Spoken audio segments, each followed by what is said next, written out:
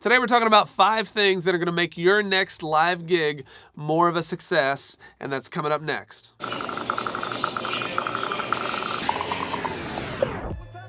What's up, everybody? Welcome back to the channel. My name is Lennon with soundandpatternsmusic.com. This channel exists to help you get more gigs, reach your 1,000 true fans, and ultimately grow your art from passion to profession. If you don't know anything about me, I spent over 10 years touring as a musician full-time. I toured through over 13 different countries, playing all kinds of major festivals like Lollapalooza, Austin City Limits, of course, South by Southwest. When we were growing the band, we didn't have the luxury of social media the same way that we do now. A lot of these tactics still apply.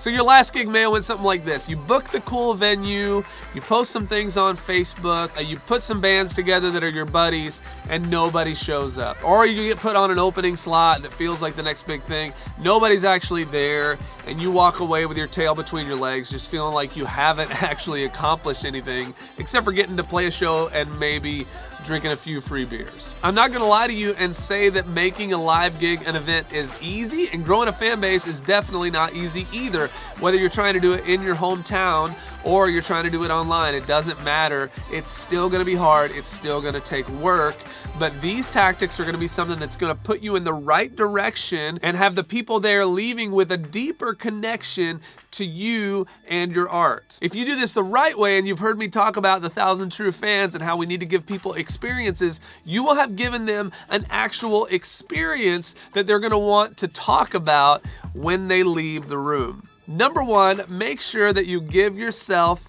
time. Make sure you give yourself at least 6 weeks, if not more, if this is your show and you're trying to get people to come out. Remember, people have jobs, people have lives, people have to make plans. Not to mention, it takes time for people to actually notice that there are things going on, even if it is in their hometown. Remember, the goal isn't just to get your existing fans out to the show, it's to get new bodies on the floor. So give yourself time to book the right bands, give those bands an opportunity to promote, give you an opportunity to actually promote, and then give your existing fans an opportunity to do some promotion for you. Number 2 is a big one. Make sure you book the right venue. Let me remind you that a venue is nothing more than a space. Getting into a rock club does not assure you that your show is going to be a success. The success of your show depends on the experience, or how good the experience of the people attending the show is. Let's say you know you're only good for 30 tickets. Which do you think is the better move? Booking yourself in a 250 capacity room that may seem super cool, but only 30 tickets sold is gonna feel nice and empty. People are gonna have their option to spread out, be all over the place from the bar to the bathroom. Or if you put those 30 people into a house or a cool art space where they're gonna be nuts to butts and they can't move, and it feels like an actual thing that's bigger than what they're used to, which do you think is gonna be the more memorable experience for somebody? So get creative. You can make any place into a venue.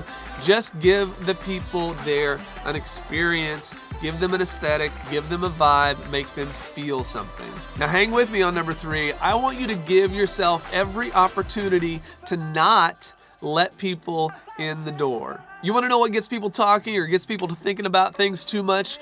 FOMO. That's right, the fear of missing out on something. Let's say you put together a cool house show that can only fit those 30 people that you know you're good for, but you get another 25 people that want to come, but they can't get in because it's too full. Not only are those people that wish they could get in going to talk about this thing that they missed out on, but the people that are there are gonna talk about this thing that they were experiencing a lot more because they feel like they are part of something that's bigger. These people feel like they are now part of something exclusive, and that is a really, really, really powerful, powerful thing. Number 4, never underestimate the value of hard work when it comes to your promotion. So I hear this one all the time.